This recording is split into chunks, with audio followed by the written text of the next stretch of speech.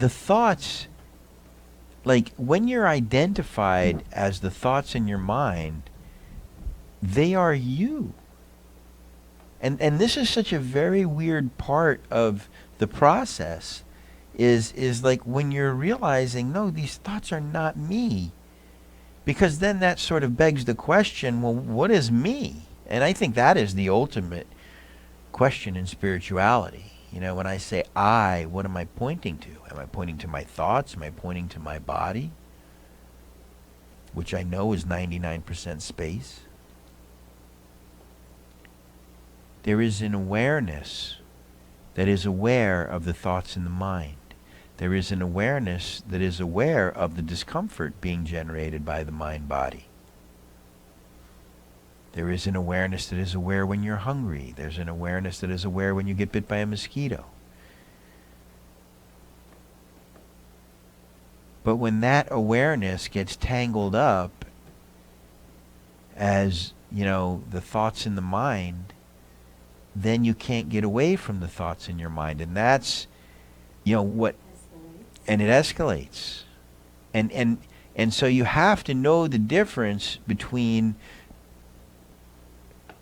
truly sitting as the awareness, realizing the awareness, and observing the mind, and dealing with mind on the level of mind.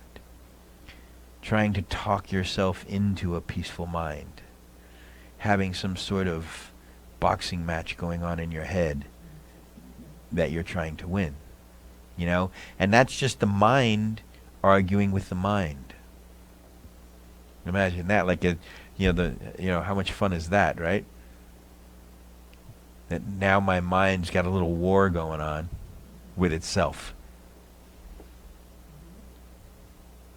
The war is observed too.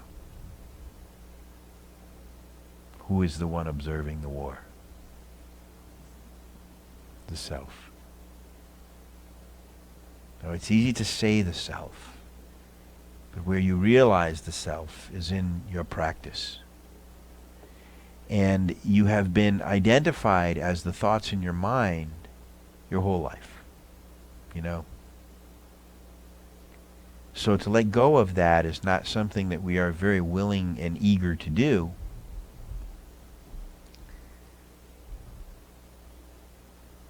Because we really are invested in this mental formation that we have created around who we are and what we are and all of these things.